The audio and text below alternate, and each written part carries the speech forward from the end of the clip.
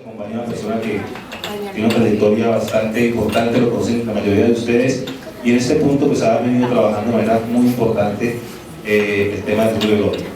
Es el doctor Carlos Pérez, médico infectólogo del Hospital Militar, que nos va a acompañar con la charla en la noche de hoy. Sin más preámbulos, nuevamente bienvenidos y les dejo con el doctor Pérez. ¿Cómo les va? Muchas gracias por venir, muchas gracias porque les quiero hablar de un tema que nos ha sucedido toda la vida, que todos los que somos médicos, los que trabajamos en salud y muchas de las personas que estamos acá, hemos sufrido accidentes de riesgo biológico, hemos minimizado ese riesgo o hemos maximizado los mitos sobre el riesgo sobre lo que es el riesgo biológico. Yo quiero llamarles a ustedes la atención sobre la información que es real, que es veraz, que tiene evidencia sobre qué sí es y qué no es riesgo biológico y cómo lo debemos afrontar. Vamos a dividir la charla en tres partes. La primera es una parte que vamos a hablar sobre VIH. La segunda va a ser una mucho más dinámica, digamos el VIH es mucho más conversado de las evidencias. Segundo, vamos a hacer una forma de taller sobre los marcadores serológicos de la hepatitis B y la importancia que tiene identificar correctamente la hepatitis B para saber qué es y qué no es riesgo biológico.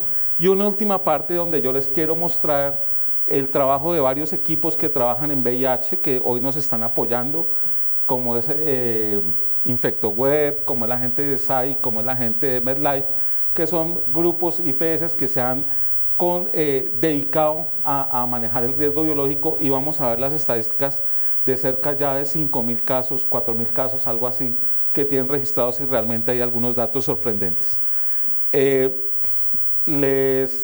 También les quiero anticipar, nosotros estamos haciendo una grabación, porque esta presentación va a poder quedar disponibles para ustedes. Ya les vamos a dar los links para a través de la página web. Y también quiero agradecerle muchísimo a la gente de Abbott. La gente de Abbott se metió en el cuento. Esto no tiene ningún fin comercial. Yo no vengo aquí a hablarles de ningún producto, no vengo a hablarles de ningún medicamento. Yo vengo a hablarles de la gente que está sufriendo con accidentes, de gente que tiene VIH y que hoy no hemos hecho nada por eso. Yo vengo a hablar por esa gente, sobre todo por las señoras del aseo. Voy a ser muy enfático en eso, porque las que más se accidentan son las personas que recogen la basura y nunca van a poder tener una charla y nunca van a poder tener una capacitación, y son las personas con menos instrucción, menos salario, y son las que, digamos, son más víctimas de esta enfermedad. Entonces yo los invito a que tengan toda la paciencia del mundo para escucharme y para que podamos compartir este espacio. Pasemos la siguiente. Hay 600.000 a 800.000 pinchazos con agujas y lesiones percutadas reportados anualmente en Estados Unidos. En Estados Unidos no hay modelos de seguro laboral. Allá se llama a una línea 1-800, y esa línea 1-800 es del CDC, tiene unas enfermeras, le orientan sobre el tratamiento, pero el tratamiento el trabajador de la salud lo debe comprar. Allá no se lo subsidia el Estado, allá la gente tiene que pagar su tratamiento. Y además de eso tiene que hacerse responsable de lo que se encarga es de hacerle el seguimiento el Estado. La institución, si usted tiene un contrato de algún tipo de laboral, hay varias formas de contratación, sí le puede cubrir algún tipo de medicamentos o no, pero generalmente el riesgo biológico allá no es como nosotros pensamos. Nosotros en realidad, y eso es una exploración que he hecho en medio mundo, donde me he dedicado a estudiar riesgo biológico, créanme que lo que hacemos en Colombia es totalmente modelo para cualquier parte del mundo. En ningún país desarrollado tienen la prioridad de atender el riesgo biológico de forma inmediata. Es una forma que la hacen más las instituciones de salud donde están trabajando, y el Estado simplemente monitoriza el cumplimiento. Devuélvelo un segundito. Las secuelas y el estrés psicológico. Ahorita estaba comentando con alguno de mis colegas de ARP positiva, por ejemplo, que cuando uno toma antirretrovirales, la gente, todo el mundo dice, no, que me va a dar esto, mareo, me va a dar náuseas. Mire, uno lo que le da es un susto ni el berraco. Y el susto es lo que a uno le da mareo, ansiedad, palpitación. Es que Yo les contaba que cuando yo tuve mi primer accidente, yo he tenido 2 accidentes, yo ya he tomado Convivir y Caletra, ha sido una experiencia en mi vida no, única e irrepetible, o sea, una vez y no la quiero volver a repetir, pero yo me acuerdo que cuando yo tomé esa vaina, estaba contándoles a ellas que fue porque pues yo medio ratón de biblioteca y era R1 de infectología y la cosa, y entonces había una interna costeña muy bonita. Doctor, yo nunca he hecho una punción lumbar. Se te atiende. Entonces, no, mira, tú haces acá y sientes como un pequeño celofán se rompe allá. No, esa niña le hizo acupuntura lumbar a ese pobre cristiano y no le dio, chuzaba y no. Ay, yo creo que ese señor no tiene glicoencefalograma aquí. Entonces ya cuando yo le hice la punción lumbar, le dije, alcánzame el tubito y me chucé. Y el paciente criptococosis, no. Entonces, claro, el apasionante mundo de Toma el Convivir, además de eso, yo sí hice anemia por la cirugía, hice hemoglobina 9, me tocó el 20 de diciembre, fue eso.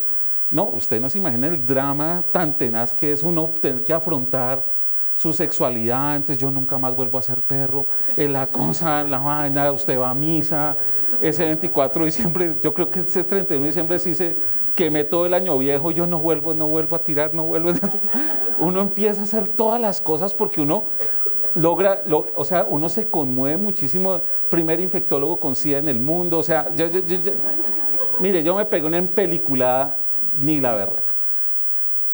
A consecuencia de eso, miren, siéntense acá adelante, hay unas sillas. A consecuencia de eso, una de las personas que cuando usted hace el seguimiento es que usted se toma las tabletas y usted le da unos nervios terribles, usted se pone nervioso en la noche, se angustia mucho. Pensar que usted va a quedar con SIDA es terrible. Y para terminar la anécdota, fue que como a los 6 meses al año, yo me hice el examen de control. Como nosotros éramos residentes de San Juan de Dios, uno y ponía el nombrecito de Juan Cáceres y uno hacía la prueba de VIH a nombre del señor de urgencias. Entonces yo fui como al año, ¿no? Yo fui, venga, y mi prueba de VIH de Juan Cáceres, y no ha salido. Entonces yo me fui para la casa. Por la noche yo empecé, no, eso la están repitiendo, seguro que están Otra noche, no, como a las 4:30 de la mañana cogí mi Monterito Sprint con funciones de Montero, y eso arranqué para San Juan de Dios, y yo corre, eso hasta las prostitutas, por acá es más seguro, doctor, eso es lo que porque yo le hacía el control a ellas. Entonces, no, eso por acá, doctor, eso por acá va a ser. Y llegué yo como a las 5:30, ¿dónde está mi prueba de VIH? Y la gente, pero no, doctor Pérez, aquí no hay ninguna prueba de Carlos Pérez. No, perdón, de Juan Cáceres, porque esa era la... Ay, muy importante. Y Juan Cáceres salió negativo, ¿no? Entonces, ¿y por qué no la dieron ayer? Es que no había papel de la impresora, ¿no? Entonces, todo un día, toda una noche donde sufrí por eso. Miren, el riesgo biológico es eso. El riesgo biológico, el problema no es la punción, el problema es el miedo de las consecuencias. Y ese es el estrés psicológico que más afecta a una persona que tiene eso. Más de 50.000 casos se han descrito relacionados y 2.7 casos nuevos por año en todo el mundo de VIH. Quiere decir que cada 9 segundos hay una persona con VIH en el mundo, de los cuales el 80% o están en América Latina o en el sudeste asiático o en África. Nosotros tenemos, según el Ministerio de Protección Social, cerca de 60.000 pacientes. ONU-SIDA, que tiene cifras más reales, habla de 600.000 personas con VIH.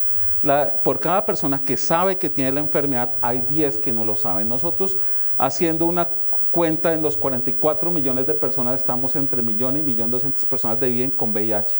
Es decir, que cuando usted sabe que una persona tiene SIDA, hay 10 personas con las que usted se accidenta, con las que usted habla, a las que le hacen procedimientos ontológicos, o la que usted le recoge una aguja que tiene VIH y no sabe ni ella ni usted. Ese es el problema de la enfermedad. El riesgo por transmisión varía y obviamente la mayor capacidad de transmisión del virus del VIH es por el coito. El coito anal receptivo tiene un chance hasta de 30%. ¿Por qué? Porque la mucosa rectal pues, no se lubrica, pues por más de que hayan juegos sexuales, pues no hay lubricación y se rompe muy fácil y quedan los linfocitos de la placa rectal que hacen que sea más proclive el desarrollo del virus. Por eso hasta el 30% puede suceder, pero ¿por qué de 1 a 30%? Eso también depende de muchos factores, el estado de la paciente, el estado de portador, el número de relaciones. Más o menos se calcula que cuando un hombre es negativo y tiene una relación sexual con una mujer positiva, entre el 4 al 8% tiene de chance de quedar con VIH por esa primera relación sexual. Pero por cada relación sexual que tenga esa persona, va a ser entre un 2 o 3% de chance de adquirir el VIH. Es decir, que un hombre, razonablemente entre 10 relaciones sexuales, siendo él negativo y ella positivo, tendrá más de un 80% de riesgo de adquirir la enfermedad. Primer mensaje, o sea, la infección por VIH no es 100% transmisible con una sola relación, no habría humanos. O sea, ustedes han estado en contacto con el virus del H, no me cabe la menor duda que la mitad de los que estamos sentados acá hemos estado en contacto con el virus del VIH, de alguna forma, claro, pero no todos desarrollamos VIH. Pero la situación en la mujer es compleja, porque usted todo lo que sea en la mujer lo multiplica por 4 por 8, es decir, que un hombre, si tiene ese chance de 6 a 8%, una mujer cuando ella es negativa y el hombre es positivo, con la primera relación 60% de chance de tener el VIH. Y por cada relación ya no es 2%, sino 16%. Es decir, que en 3 o 4 relaciones sexuales queda con SIDA una mujer. Es decir, lo que quiero decir con eso, que una mujer tiene 4 o 8 veces más chance de adquirir el VIH que un hombre. ¿Por qué? Porque el área de exposición vaginal es mucho más grande que la del glande. Además de eso, porque las enfermedades de transmisión sexual en las mujeres son muy poco sintomáticas, entonces acá el concepto de que hay flujos normales, claro que los hay, pero no todos son normales, y entonces acá las pobres mujeres van, toman frotis de flujo vaginal, salen inespecíficos y empiezan óvulos de metronidazol, óvulos de clindamicina, óvulos de furacin, óvulos de isodine, esos donde saquen de col en óvulos, óvulos de col, óvulos de diablo rojo, óvulos de todas las cosas, y resulta que no les hacen el IFI para clamidia, porque no está en el POS. 36% de los, entre comillas, flujos normales son flujos de clamidia, que hacen que sí se desarrolle más la enfermedad. Por último, las mujeres también tienen un papel pasivo en la planificación. Los hombres no se ponen el preservativo, las mujeres tienen que sacrificar sus ciclos, tienen que hacerse los procedimientos quirúrgicos, todo ese tipo de cosas, y eso hace que una mujer, el VIH realmente sea una enfermedad ginecológica. Toda la vida he dicho lo mismo. Para mí el VIH no es una enfermedad de homosexuales, para mí el VIH no es una enfermedad de una orientación sexual. Realmente el problema son las mujeres, y les voy a mostrar ahora al final de nuestras estadísticas en riesgo biológico cómo esa tiene más fuerza que nunca lo que les estoy diciendo. El chance, entonces, cuando hay una relación sexual es cerca del 1%. Pasemos a la siguiente. ¿Cuánto es el riesgo de infección en trabajadores de la salud por exposiciones percutáneas? Para VIH es entre el 0,3% al 0,03%, es decir, que una exposición percutánea tendrían un chance de 0,33 por 1000 accidentes, pero quiero llamarle la atención que la hepatitis B es 100 veces más transmisible y la hepatitis C es 1000 a 1 millón de veces más transmisible que el VIH. Es decir, que si usted se pone a poner en una balanza el problema del VIH, claro que es una necesidad, pero el riesgo más grande es por las hepatitis. Hacemos la siguiente. Entonces se han hecho modificaciones y, como les digo yo, en eso sí uno puede criticar al gobierno lo que sea, mucho más si es de la Nacional y toda la vida ha tirado piedra, pues todo lo que sea gobierno. Yo soy de la Nacional, yo sí tiré piedra, a mí sí no me da pena decirlo y la cosa, y ahora trabajo para el Hospital Militar y para Marlin, o sea. Uno cuando es de la universidad pública, uno todo lo que sea gobierno, pero esta vaina sí es ejemplar. Ellos hicieron una nueva definición de todo lo que es una exposición laboral. Pasemos a la siguiente. Habla muy bien de lo que es una enfermedad profesional y matiza mucho más la definición, que al principio tenía algunos errores. Pasemos a la siguiente. Y Pasemos la otra. Y lo que me parece a mí muy importante es cómo nosotros tenemos que precisar esos nuevos elementos legales sobre el concepto de riesgo biológico. La presencia de un organismo o situación derivada de un organismo, sustancia derivada, dígase toxina, por ejemplo, se plantea una amenaza a la salud humana. Incluye residuos sanitarios, las señoras del aseo, muestras de microorganismos vivos, las personas del laboratorio, veterinarios, otro target muy importante, virus y toxinas de una fuente biológica que puede resultar patógena. No necesariamente se debió haber demostrado la patogenicidad para decir que no está presente dentro de este marco. Pasemos a la siguiente. Vamos a ver qué cosas han hecho en otros países y qué estadísticas se han tenido para poder conformar lo que es el riesgo biológico. Pasemos a la siguiente. Por ejemplo, en este artículo que es de New England Journal of Medicine del año 2007, lo que resume es lo que pasa en cirujanos en entrenamiento. Y miren aquí cosas que llaman la atención. De los 582 de médicos que estaban en entrenamiento residentes, 83% presentó un accidente de riesgo biológico. Se entrevistaron todos en el último año de su formación, la mitad eran accidentes de alto riesgo, o sea, la mitad requerían tratamiento antiviral. La mitad no reportó. El temor de que me van a regañar, que si no he suturado bien y me accidento, entonces van a cuestionar mi habilidad quirúrgica, van a decir que es que yo no sé operar, que me hace falta carpoflex, es que le dicen todavía, que no tienen carpo, que no saben coser, y todo ese tipo. Ustedes han visto que eso es una burladera de la gente, y acá cesárea que no se demore 25 minutos, ¿qué está pasando? O sea, aquí los médicos tienen que operar rápido porque si no, no se creen doctores. Entonces, lo que pasa es que cuando se chuzan, todos esos mitos caen al piso. 16% de alto riesgo no reportó. Estoy hablando de médicos en Estados Unidos. Ellos no pagan la residencia, ellos no pagan matrícula para la residencia. Ellos les dan todo el Estado y sin embargo no reportaron. Y la mitad dijeron que no disponían de tiempo para hacer esas cosas. Pasemos a la siguiente. Miren la exposición del riesgo biológico por año de residencia. Entonces encontraron que los residentes de primero, segundo, pero sobre todo los residentes o los que son fellows de último año, son los que más tienen exposición y los que más exposición a alto riesgo tienen.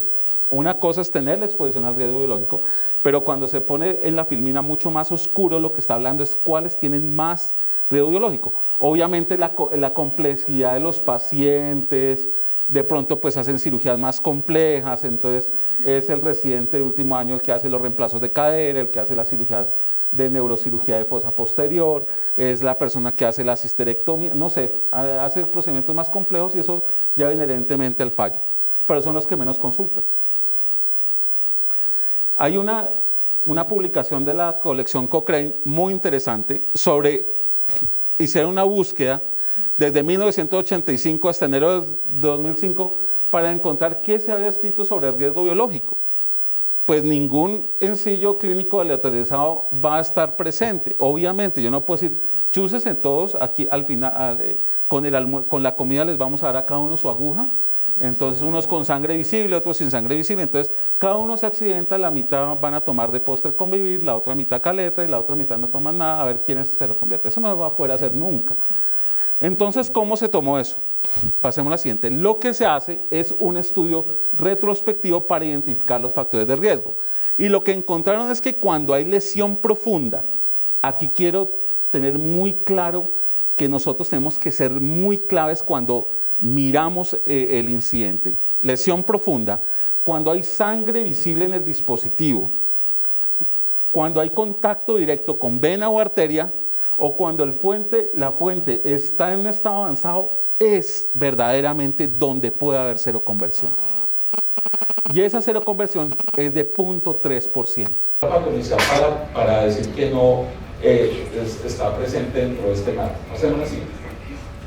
Vamos a ver qué cosas han hecho en otros países y qué estadísticas se han tenido para poder conformar lo que es el riesgo biológico. Pasemos a la siguiente. Por ejemplo, en este artículo que es de New England Journal of Medicine del año 2007, lo que resume es lo que pasa en cirujanos en entrenamiento. Y miren aquí cosas que llaman la atención. De los 582 de médicos que estaban en entrenamiento residentes, 83% presentó un accidente de riesgo biológico. Se entrevistaron todos en el último año de su formación. Sí, la mitad eran accidentes de alto riesgo, o sea, la mitad requerían tratamiento antiviral. La mitad no reportó. El temor de que me van a regañar, que si no he suturado bien mi accidente, entonces van a cuestionar mi habilidad quirúrgica, van a decir que es que yo no sé operar, que me hace falta carpoflex, es que le dicen todavía que no tienen carpo, que no saben coser. Y entonces, ustedes han visto que eso es una burladera de la gente. Y acá cesárea que no se demore 25 minutos, ¿qué está pasando? O sea, aquí los médicos tienen que operar rápido porque si no, no tienen doctores. Lo que pasa es que cuando se chuzan, todos esos mitos caen al piso. 16% de alto riesgo no reportó. Estoy hablando de médicos en Estados Unidos. Ellos no pagan la residencia, ellos no pagan matrícula para la residencia. Ellos les dan todo el Estado y sin embargo no reportaron. Y la mitad dijeron que no disponían de tiempo para hacer ese ejercicio. Pasemos así. Miren la exposición del riesgo biológico por año de residencia. Entonces se encontraron que los residentes de primero, segundo, pero sobre todo los residentes o los que son fellows de último año, son los que más tienen exposición y los que más exposición a alto riesgo tienen. Una cosa es tener la exposición al riesgo biológico, pero cuando se pone en la piscina mucho más oscuro, lo que está hablando es cuáles tienen más riesgo biológico.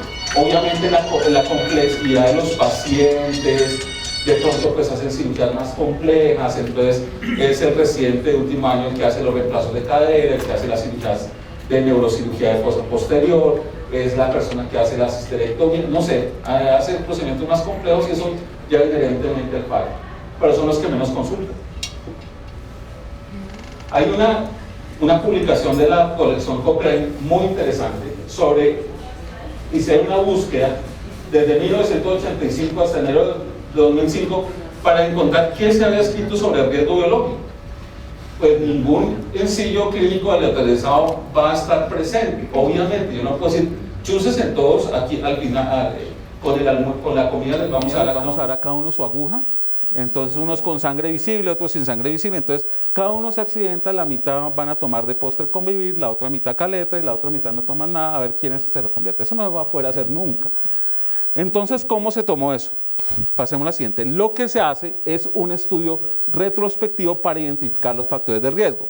Y lo que encontraron es que cuando hay lesión profunda, aquí quiero tener muy claro que nosotros tenemos que ser muy claves cuando miramos el incidente. Lesión profunda, cuando hay sangre visible en el dispositivo, cuando hay contacto directo con vena o arteria, o cuando la fuente está en estado avanzado, es verdaderamente donde puede haber seroconversión.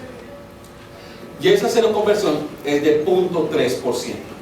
Si usted da terapia antirretroviral, eso lo reduce en 79%. Es decir, no llega a ser cero. No llega a ser cero. Lo reduce un 79% de ese riesgo. Pero miren que las cosas son muy puntuales, que son, devuélvela un segundito, que son lesión profunda, sangre visible, contacto directo con vena y arteria o fuente de estadio avanzado. Entonces aquí va el primer tip. Nosotros vemos 10 o 15% de las exposiciones de riesgo biológico son porque la señora coge el buretrol, está el medicamento del buretrol, lo conecta a la Y y se chuza con esta aguja que está en el buretrol. Y el paciente tiene VIH positivo. No sé si me hago entender. O sea, eso no es riesgo biológico. O sea, el virus del VIH no va a coger, uy, venga, trepémonos a ese buretrol. Venga, listo, hermano, venga, devuélvase. Coja por el yelco, listo, apenas entre la aguja. Y la gente tiene mitos. Entonces dicen, no, es que yo me chucé con una aguja de un paciente VIH positivo. Mira, a todo el mundo dice, yo me chucé con la aguja de un VIH positivo y eso prende las alarmas, todo el mundo corre, todo el mundo empieza a echarle el pésame. No, se chuzó con un VIH. Y era buena gente. Yo tenía un caminadito raro, pero y todo el mundo empieza a hacerle cuentos y la vaina. Pero resulta que si fue con una aguja de estas, no tiene ningún riesgo biológico. La gente puede tener VIH, hepatitis B, hepatitis C, todas juntas y no le pasa nada. Convenza a la gente de eso. Es la sangre directamente en vena o arteria, o sea, el yelco con el que está canalizado que se accidenta. Pasemos a la siguiente. Miren este artículo tan lindo que trajimos, que es un artículo sobre los patólogos forenses. Patólogos forenses en Colombia se llaman disectores de medicina legal. O sea, eso de que Chicago Hope allá como aquí son los de medicina legal, pero esos que van y esa es una cosa. Lo que ellos muestran es que utilizando un método de análisis de probabilidad acumulada, se calcula que en una carrera profesional de una persona que se dedique a las ciencias forenses tiene un chance de 2.4 veces de VIH, es decir, por lo menos 20 a 200 veces más que la población general. Hepatitis C, 39%, y para las infecciones en los patólogos forenses, es decir, que la gente que diseca cadáveres, que la gente que está recogiendo los residuos sanitarios tienen un riesgo de una probabilidad acumulada mucho más grande de lo que pensamos. Pasemos a la siguiente. Bien, vamos a centrarnos en lo que pasa con la exposición VIH, que no es riesgo biológico. Esto es lo más importante. No es riesgo biológico exponerse a orina, heces, vómito, sudor y saliva. Para eso recuerden que el virus del VIH se transmite por secreciones y no por excreciones. El virus del VIH está en forma imperfecta, pero está en secreciones, no está en las excreciones. Un paciente con VIH lo puede orinar uno de aquí hasta y será incómodo y la cosa, ojalá tenga la boca cerrada, pero no es riesgo biológico. No, que es que yo tengo hepatitis B y ese señor me orinó, no importa. O tenemos también unas cosas que un paciente psiquiátrico que le escupió, que escupió el paciente psiquiátrico a los 3 enfermeros y que ese paciente era homosexual, entonces todo el mundo arma una drama, mire, uno lo puede escupir.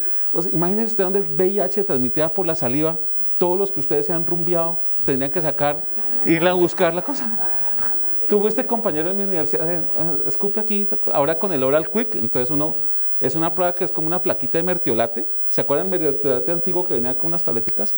Usted la coloca en la mucosa oral, la coloca como una cosita de una prueba de embarazo, coloca la saliva y en 30 segundos le dice si sale una cruz o salen 2 cruces.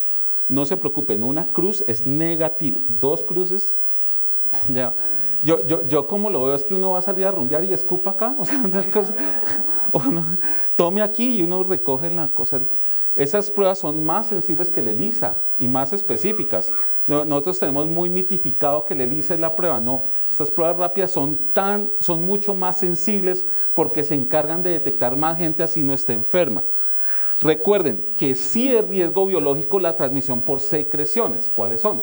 Sangre, suero, semen, secreción vaginal, líquido preeyaculatorio o los líquidos corporales cuando están contaminados con sangre. Si yo me accidento con líquido amniótico no tengo problema, pero si el líquido amniótico es hemorrágico, sí. Si yo me punciono con un líquido articular, no es riesgo biológico, pero si tiene el líquido es hemorrágico, sí. Lo mismo para el derrame pleural, etcétera, etcétera, etcétera, etcétera. Es muy importante identificar que el fluido donde yo me accidenté tenga o no tenga la presencia de sangre. Pasemos a la siguiente. Las agujas utilizadas para administrar medicamentos en pacientes con VIH, Clexanes, por ejemplo, agujas subcutáneas, agujas intramusculares, pero las que están directamente con la vena o arteria, se encuentra el RNA viable hasta el 3.8%. Es decir, que si yo le coloco y me accidento con una aguja de un tatuaje de un paciente con VIH, con una aguja de una inyección intramuscular, de una vacuna, de una inyección subdérmica, sí es riesgo biológico. Había mucho temor porque al principio decían, no, pero es que eso no tiene sangre. Este estudio revirtió eso. Existe el RNA viral, ahora la probabilidad es muy bajita, es 3.8%. Y otro segundo dato que es muy interesante, que sale también en el CDC, en el MMWR del 2001, que es tal vez el más completo, dice que el virus fue recuperado en el 8% de las agujas 21 días después a la temperatura ambiente. Y acá es donde venimos al cuento de las señoras del aseo. Aquí es donde venimos al cuento de qué es lo que pasa en el riesgo biológico. El doctor va y sutura, coge y deja la aguja ahí. La enfermera coge un naquel y un mosquito y coge una gasa o la compresa y le hace la vueltica así y ¡fum!, a la bolsa roja. Y la señora de la bolsa roja anuda la cosa y se chuza. Esa señora hasta 20 días puede estar el virus presente ahí. Y eso nos cambió el cuento, porque nosotros decíamos, si tiene sangre visible, démosle el tratamiento. Ahora nos toca ser un poco más amplios. Nosotros tenemos como la convicción de que los virus, y eso sí pasa, por ejemplo, el virus de la influenza, si no hay humedad, no existe. Son virus muy húmedos, los virus que son con envoltura, los virus que tienen con envoltura, son virus que más sobreviven al medio ambiente, pero generalmente en ambientes de humedad. Es decir, no es que todas las agujas tengan, no, es que en algunas se han recuperado hasta 20 días. Es distinto decir todas las agujas duran con 20 días, no, las agujas pueden durar 1 minuto, 3 minutos, 1 hora con el virus del VIH, pero también pueden tenerlo mucho más tiempo. Pasemos a la siguiente. ¿Cuánto es el cuento de los días?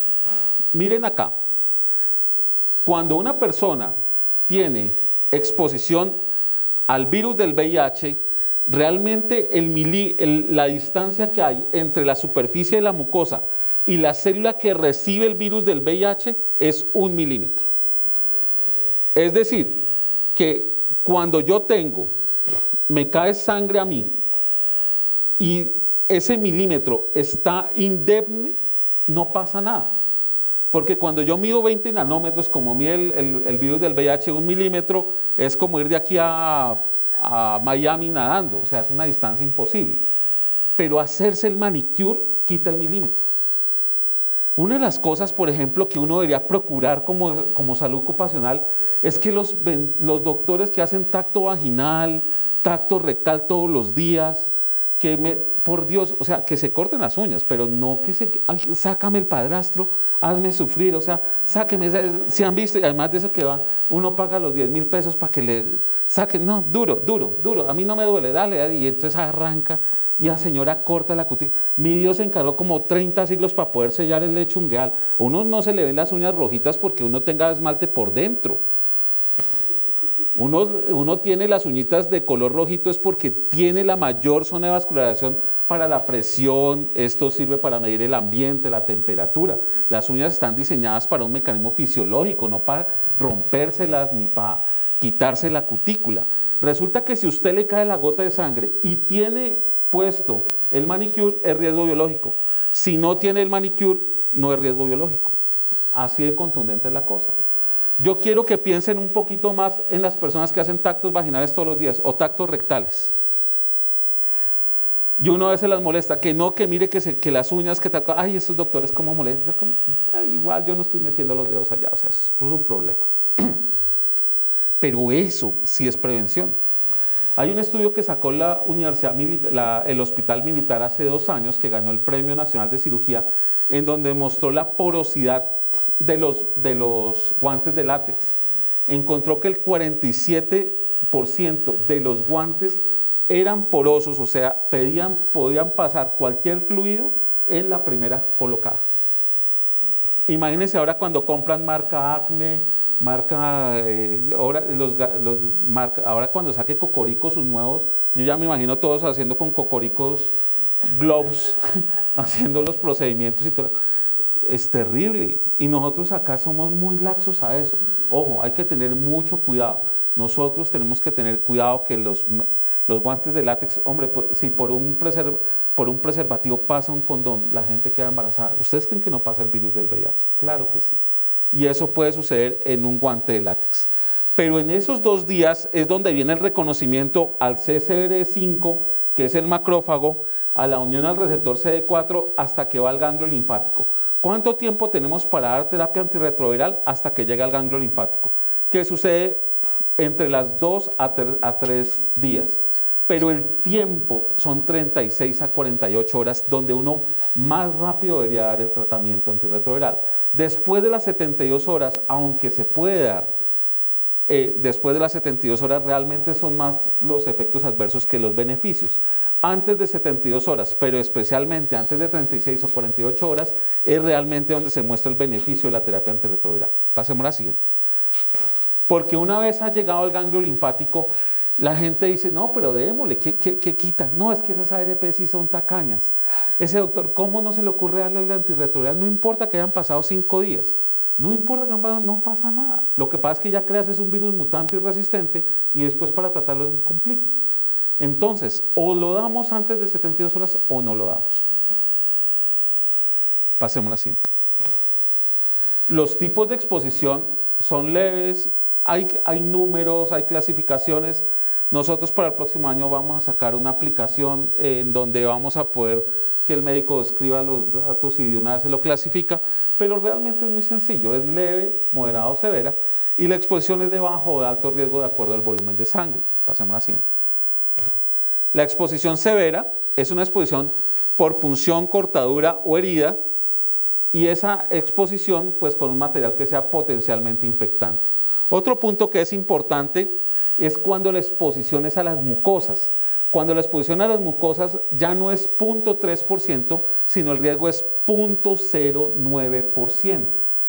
Cuando yo me corto con una aguja, el riesgo es 0.3%. Pero cuando a mí me cae sangre en los ojos, el riesgo es 0.09%. O sea, 1000 veces menos.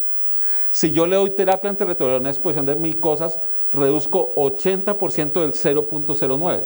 Si yo lo hago con una punción percutánea, lo hago sobre el 0.3%. Pasemos a la siguiente. Las exposiciones moderadas son cuando piel o mucosa que no es intacta.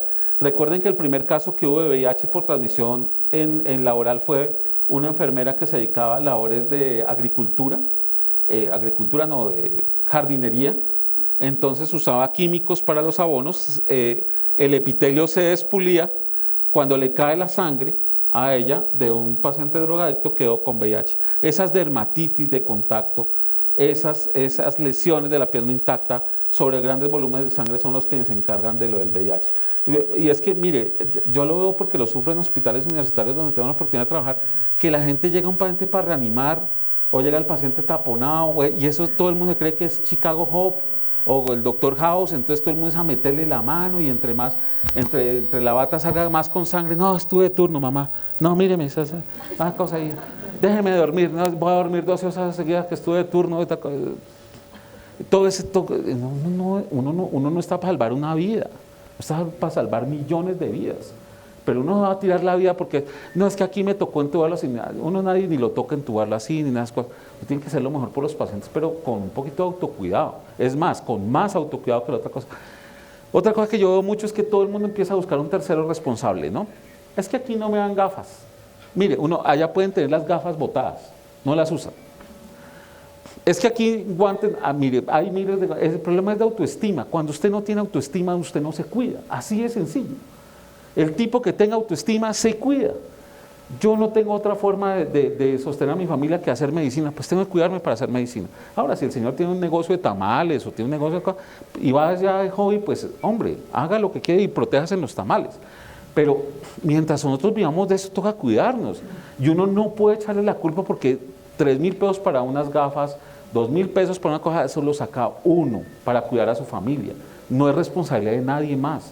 Y miren, ha sido bobada. Miren, hay gente que han comprado esos shields, esas máscaras, con máscara N95, N99. Yo he visto comprar de todo.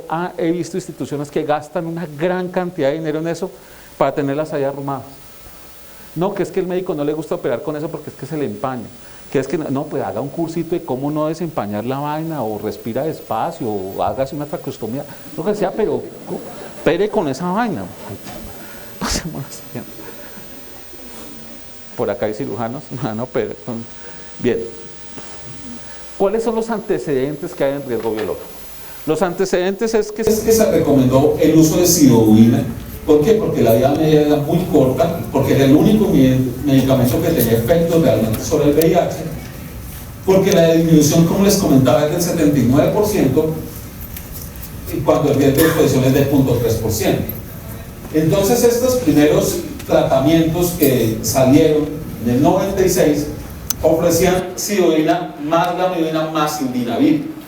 Indinavir producía 8% de cálculos renales, y cuando uno mezclaba con ritonavir daba 20% de cálculos renales. Entonces el paciente efectivamente no le daba VIH, pero terminaba en el urólogo. Dábamos delfinavir, 62% de diarrea con las primeras tomas. Entonces las personas, eran muy poca la adherencia y el cumplimiento de esos tratamientos. Pasemos a la siguiente. Pero hay puntos que no se han cambiado desde el primer momento. Lo primero es el tiempo de tratamiento. Son 30 días, 28 a 30 días, son 4 semanas. Cuando usted va a la terapia antirretroviral son 4 semanas, no son 3 semanas y media, ni 2 semanas, ni 10 días, ni 3 días. Si usted la va a dar, la tiene que dar los 30 días. Ese uso de este segundo indinavir o delfinavir era porque no había disponibilidad en ese momento de otras opciones medicamentosas y simplemente se consideraba como su uso compasional. Pasemos a la siguiente. Pasemos otra. Ya para el año 2001 hay 14 antirretrovirales disponibles, hoy tenemos 19 terapias antirretrovirales disponibles y ya en esto se incluye hepatitis B, hepatitis C y no se usa el interferón con ribavirina. Ahí he visto en situaciones que van a urgencias que se han expuesto a hepatitis C y les dan 9 semanas de interferón ribavirina. No tienen ninguna evidencia, es un costo, son casi 12 millones de pesos para nada. Pasemos a la siguiente. Cuando ya se hace la nueva modificación de las tablas, se dice, mire, el esquema tiene que ser sidovina, lamivudina o tenofovir entricitabina como medicamento, pero el medicamento que debe estar acompañado cuando usted va a dar la terapia expandida, es decir, cuando la exposición es severa, es lopinavir-ritonavir. ¿Por qué lopinavir-ritonavir? Porque el lopinavir-ritonavir tiene una vida media corta, una vida media de 2 horas. Es decir, que cuando usted le toma una pepa de caletra, a las 8 horas tiene niveles terapéuticos. La sidovina tiene vida media de más o menos hora y media. Por eso es que el medicamento logra tener estado estable más o menos a 8 a 10 horas que tenga el paciente. Si ustedes ven acá, hay otras alternativas como atezanavir, fosamprenavir, efavirenz, que se usan realmente no como protocolo, sino de acuerdo a la situación de la fuente.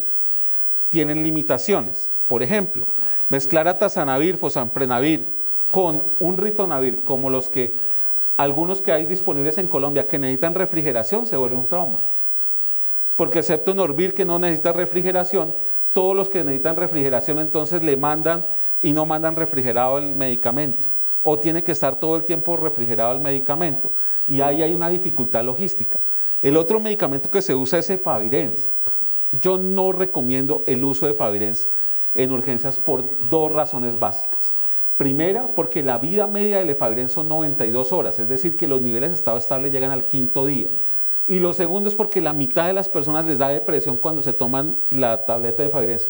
Y la otra mitad se les incrementa el riesgo de suicidio, y la otra mitad les da insomnio, y la otra mitad les da pesadillas. Mejor dicho, si usted quiere desquitarse de alguien, dele una pepa de efavirenz. O sea, me dice, no, yo no te quiero a ti. O sea, el jefe, ¿sí me entiende? O sea, si usted es el jefe, no, mire, ese es el efavirenz. ¿Por qué se ríe, Anita? O sea, usted no me hará. No, de verdad, si usted quiere vengarse de alguien, dele esas vainas. Mire, uno no cree, lo mismo cuando la gente de Abbott sacó el caletra en solución, esa vaina, el sabor era horrible, ¿no? Entonces yo me acuerdo que, no, que es que doctor, que eso se lo toma con heladito y que se lo toma con nucita y que se chupa. Y la señora, no, yo no me tomo esa vaina, fórmula, yo muestre a ver. Uy, no se tome esa vaina, qué cosa. Era la hierba. No, y yo echando el cuento que la música, eso es un poco invivo, mire, tómese media pepa de efavirenz y se acuerda de mí, eso empieza a negar. Imagínese usted bien asustado por el riesgo biológico, bien chuzado, con una droga que le da insomnio y que le aumenta el riesgo de suicidio. Imagínese a los 15 días cómo está. No, feliz aquí, con mi primera terapia antirretroviral, gracias señor, no, o sea, se muere uno. Ese medicamento se usa en algunas circunstancias, pero no en todas las circunstancias. Lo que pasa es que como es una tableta en la noche y es la más barata que hay, pues la gente lo usa. Entonces es un medicamento que la gente recurre no por su efectividad, sino porque le sale barato a las cosas. Nosotros damos como medicamento sidodina, lamivudina mezclado, una tableta vía oral cada 12 horas, y se usa lopinavir, ritonavir de 250 la coformulación, no necesita refrigeración, 2 tabletas cada 12 horas. El Efavirenz lo usamos cuando haya patrones de resistencia de la fuente y solamente en muy pocos casos. Aquí yo les voy a dar un concepto personal. Yo no quiero, a veces cuando hago ese comentario algunas personas se sienten sensibles. Si yo me accidento con un paciente con SIDA, a mí que me den el medicamento original. Yo aquí no lo voy a discutir.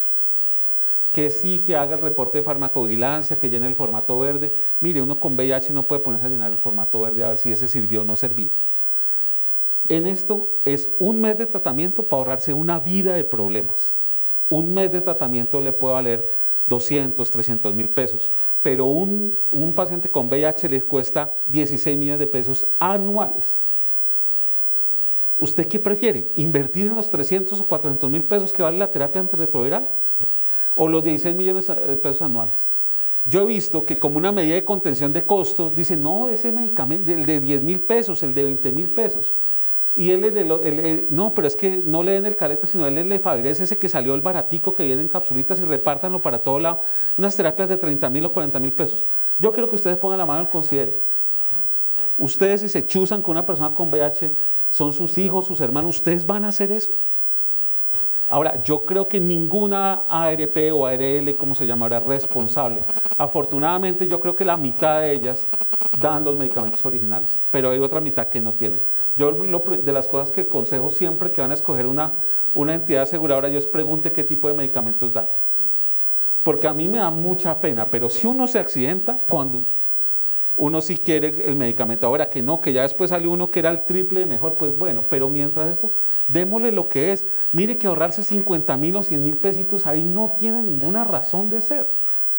No tiene ninguna razón de ser. Entonces alguien una vez en una conferencia se me paró y dice, es que usted está diciendo que los genéricos, mire, yo no estoy diciendo si son o no son, yo estoy diciendo lo que yo voy a tomar y lo que yo formulo.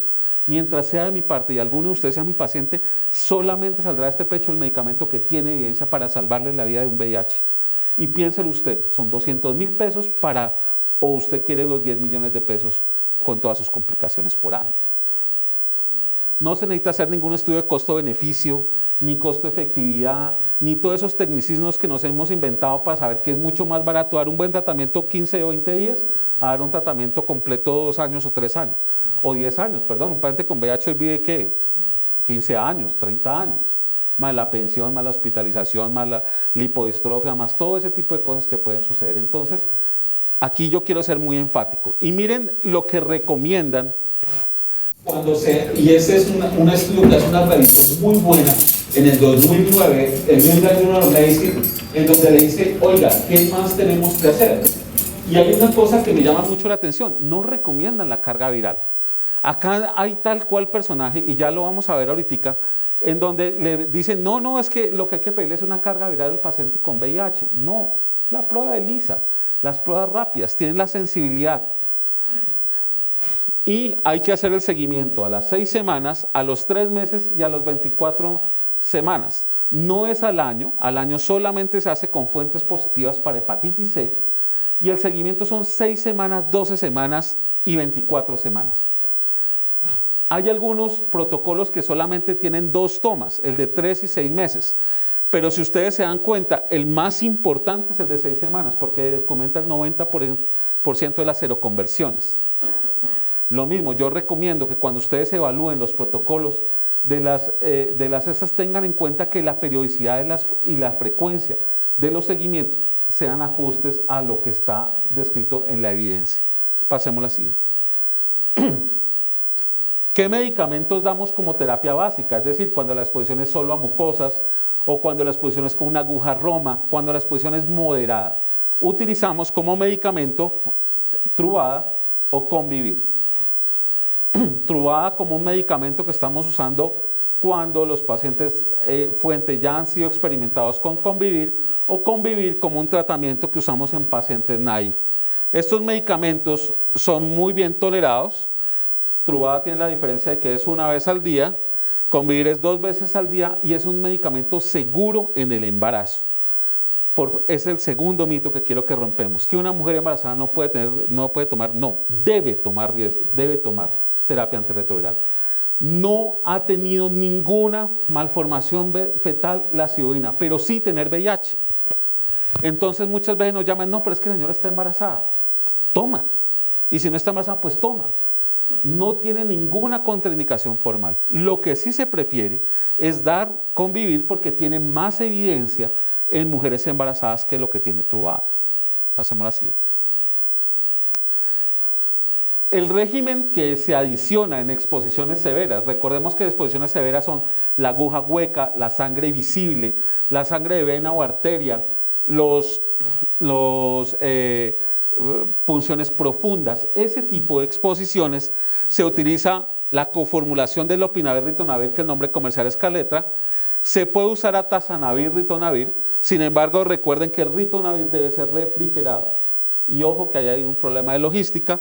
Y también cuando los pacientes tienen resistencia en la fuente, porque ya han tomado Caletra, la fuente, podemos usar darunavir, ritonavir, pero recuerden también la limitación del ritonavir, que tiene que ser refrigerado. Bueno, y ya el medicamento original Norvir no necesita ser refrigerado, pero nuevamente viene el otro, ¿no? Uno vale 20.000 y el otro vale 50.000. Entonces el estudio de costo-beneficio, aquí no hay una cual, yo no sé para qué hacen estudios de costo-beneficio, siempre terminan comprando lo más barato. O sea, eso, estudiar esa máquina así que deberían ponerle seriedad. Pero todo estudio de costo-beneficio es lo más barato. En el estudio de costo-beneficio aquí no hay ninguna duda, doctores. Un medicamento que necesita refrigerarse. Un medicamento que usted tiene que andar. Imagínese usted con el pacientico. Nosotros tenemos el problema de Ricardo, que atendió VIH desde mucho antes de que yo atendiera VIH. Ambos somos extremadamente jóvenes, pero él empezó primero. Yo me acuerdo que los pacientes nosotros les dábamos ritonavir y esa vaina era porque la gente tenía que andar con la neverita para todo lado. Yo me acuerdo que un paciente, por ejemplo, se fue a vacaciones y el hombre se compró una neverita de Icopor y puso la cerveza encima y abajo el Norvir. Y entonces el tipo a donde iba le tocaba verse con... Entonces no, que nos vamos a acampar y el man con su neverita, y todo el mundo dice, pues usted es alcohol, y el man no tomaba cerveza, pues porque ¿cómo tomaba cerveza tomando? Y decía, no, esto es... Y entonces era reparta cerveza a los compañeros. Y el último día se le cayó la nevera. Y salieron las pepas de ahí y todo el mundo se dio que tenía el medicamento. Hombre, ese es el problema de estos medicamentos, pero nuevamente volvemos a lo mismo. No demos medicamentos que sean muy razonables y pongámonos mucho en el principio de que nosotros podemos ser pacientes. ¿Producen efectos adversos? Claro, pues eso no es Dolex. Por Dios, el virus del VIH es uno de los virus que más mata gente en el mundo. Todo el mundo quiere un medicamento que le saque el pelo, que lo adelgace, que le ponga los dientes blancos, que le cambie el color de los ojos y se los ponga verde. Hombre, eso no existe. Claro que producen efectos adversos, pero eso no quiere decir que lo suspendan. La única razón para suspenderlo es la presencia de rash. Nosotros tenemos, por ejemplo, unos médicos en Cali, en una clínica de Cali, que le formulaban al paciente Convivir y le daban incapacidad por 15 días. Imagínense, porque como eso le da tan duro, entonces imagínense usted lo que le cuesta a un sistema de eso, que el cirujano de una vez 15 días, no, entonces, o sea, si yo me voy de vacaciones me chuzaba, me chusé, hermano, o sea, es que era, no, y entonces yo fui a hablar con el médico allá, yo le dije, ven, ¿y por qué le dan incapacidad a todo el mundo? No, es que eso es muy duro, doctor. Yo le dije, y a todo el mundo, no, ese es el protocolo que tenemos acá en nuestra IPS. Imagínense. Claro, la gente se enteró y todo el mundo iba a esa IPS. Pues imagine usted 15 días, se los paga la ARP, ¿sí me entiende? Y usted prepuente, o sea, antes del puente, antes de la Semana Santa, uno, mire, me corté, ¿será que me da tal cosa? Uno va con la marca porque ya después no le creía, entonces mire, este paciente ese tipo de cosas no se dan, a nadie se le da incapacidad para tomar unas pepas de estas. Habrá alguna persona que lo necesite, no tengo la menor duda, pero obtener el protocolo que hay que darle incapacidad, por Dios, no podemos hacer eso. En un hospital de 4º nivel debe suceder un accidente por día. O sea, debería reportarse un accidente por día. En un hospital de alta complejidad. Bien, en los análisis lo que se ha visto es que lo que más adhiere al paciente a tomar el tratamiento antirretroviral es que haya sangre visible en el dispositivo donde se infecta, donde se cosa. Cuando la gente no le ve la sangre, la gente no cree que tiene VIH. Entonces, y hay una relación también lineal entre la adherencia, entre la profundidad y los accidentes. Y los que más creen son las enfermeras menos que los médicos. O sea, ¿cuáles son las 3 reglas de la adherencia? Tener sangre visible, que sea una herida profunda y ser enfermera. Son las que más hacen caso. Pasemos a la siguiente. Sin embargo, cuando usted ve la proporción de las personas, los que más se accidentan y menos reportan son los médicos. Los que menos se accidentan y más reportan son las enfermeras. Pasemos a la siguiente. La exposición sigue siendo una exposición básicamente moderada. Muchas de ellas son superficiales y las exposiciones profundas son la mitad de las exposiciones que hay en el riesgo biológico. Decimos que la mitad de las personas van a requerir una terapia expandida, o sea, convivir caletra, y la otra mitad solamente convivir. Pasemos a la siguiente. Pasemos otra más que es más o menos lo mismo. ¿Qué otras recomendaciones adicionales hay que dar cuando uno se expone de riesgo biológico? Durante 6 a 12 semanas debe tener abstinencia sexual o usar preservativo, un método de barrera, evitar embarazo, abstenerse de donaciones, evitar la lactancia, porque si bien la ciudadina es un medicamento seguro durante el embarazo, no lo es así en la lactancia. Se puede dar leche al niño, pero la ciudadina va y puede producir diarrea y puede producir una distrofia intestinal. Entonces preferimos que no lacten durante ese tiempo. El tratamiento antirretroviral son 4 semanas. Se deben evaluar los efectos adversos generalmente a la segunda semana de inicio y hacer una prueba de ELISA entre 6, 12 y 24 semanas. No son 3 y 6 meses. Eso es para ahorrar plata. 6, 12 y 24 semanas. Cuando la fuente de VIH sea negativo, no es necesario seguimiento. Ese es el tercer mito que quiero romper. Ya les voy a mostrar alguna evidencia de lo que hay de la tal ventana inmunológica. Recuerden que la ventana inmunológica, que era de 3 o 6 meses, eso sucedió fue al principio de la enfermedad. ¿Qué es ese concepto de ventana inmunológica? Que usted tiene el VIH y el ELISA le marcaba negativo. Con los ELISAs de 4ª generación, esa ventana inmunológica se redujo a 12 días, 13 días, 14 días como máximo, porque se incluye la presencia del antígeno P24, que aumenta la sensibilidad de esas primeras fases. ¿Por qué lo digo? Porque es que mucha gente dice, no, salió la prueba negativa, y van al laboratorio y dicen, no, pero toca volverse a repetir en 3 meses. Y se lo dicen con una desfachatez. Piense usted 3 meses todas las noches, ¿qué vida es esa? Y simplemente porque es bruto y no lee. O sea, la gente a veces es sencilla. Uno como médico, como enfermera, como bacteriólogo, uno puede decir muchas cosas irresponsablemente. No, mi esposo salió negativo. Pues sí, tengo que esperar como 6 meses. Yo no, 6 meses uno hay que tener. No, la ventana inmunológica son 2 semanas. Y cuando el VIH es negativo, la única posibilidad es que la semana anterior a esa prueba, la persona ha tenido contacto con una persona sexualmente, ¿cierto? Que entre el 1 a 30% hubiera adquirido el VIH y que en esa semana hubiera hecho una viremia alta. Es decir, la probabilidad es ganarse el baloto 2 veces en el mismo año que el VIH es negativo. Puede existir, claro, todos estamos comprando el baloto, pero igualmente todos vamos a seguir trabajando. ¿No? Hacemos la siguiente. El que no venga a la otra charla ya sabemos qué pasó. Sin embargo, la profilaxis falla. Y la profilaxis falla por algunas razones. La profilaxis falla, por ejemplo, porque se dan esquemas erróneos, sidovina, didanosina. Hay esquemas que, por ejemplo, se daban pacientes que tenían enfermedad terminal por VIH y tenían virus resistente. Voy a contarles uno de los casos que tenemos en una de las ARPs que maneja MedLife. Este es un enfermero jefe de un hospital. Llega un paciente en paro, le toman gases arteriales, todo el show, la desfibrilación, él se accidenta. Él reporta a la ARP, él toma convivir desde las 6 horas y al mes se le hace la prueba negativa y a las 6 semanas hace la prueba ya positiva.